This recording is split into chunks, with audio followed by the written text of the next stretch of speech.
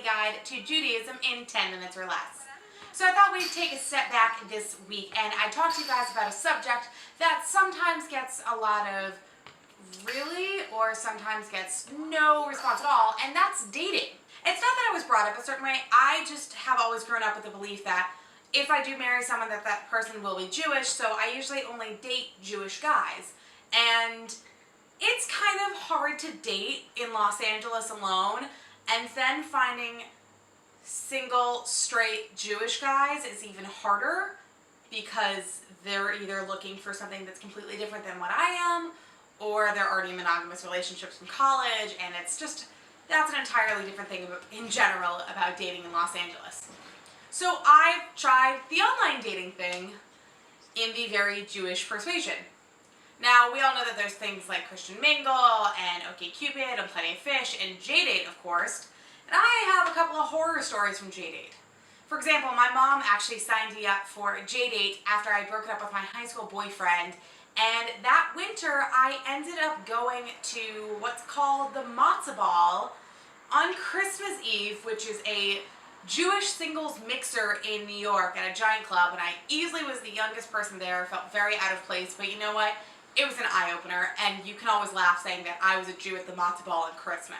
So, yes, there are Jewish dating sites that are specifically aimed towards Jews, and I personally am on one dating site.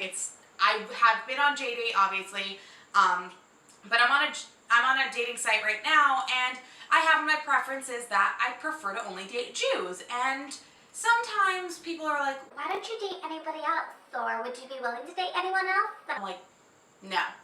Sorry, I like my men Hebrew. I like my he's to be Hebrew. That's just a personal preference that I have. It may not be an entirely religious preference, but I prefer to date someone who is Jewish or willing to be Jewish to be with me. And I'm not discriminating against anybody else who's not Jewish, it's just, that's my personal preference for who I like to date. And online dating alone for that can be really scary because there are those preferences that you can have, or you can go completely to Jewish sites like JDate. And if you didn't know, just by typing in Jewish dating, there are 13 apps on the App Store on the iPhone for JDate. Literally 13 of them, including a Jewish-only version of Tinder, essentially. Well, that's what a lot of them are, is they're swipe ones like JSwipe and things like that. And no, I have not been paid by any of these companies to talk about them. I'm just saying that there's so many opportunities for me to, if I wanted to, either pay to have a membership to potentially meet someone or not pay to have a membership to meet someone.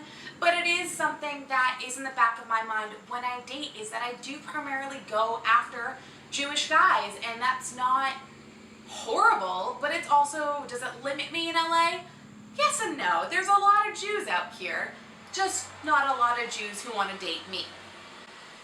So I've tried everything from OkCupid to JDate to JSwipe and to a couple of other of these apps. And you know what? They're pretty much all the same. Dating is dating, no matter what religion you have.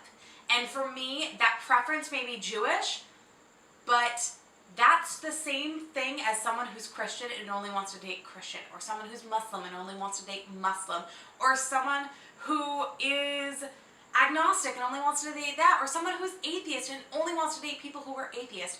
That's a personal preference. That's something that I take comfort in, is that knowing that the person I date and potentially one day may marry has had some of the same religious experiences that I've had. They might have some of the same moral values, some of the same family values and traditions and things like that. The good thing is about dating someone who does have the same religious background as you is that sometimes you can take traditions from your family and from their family and you can put them together and create new traditions.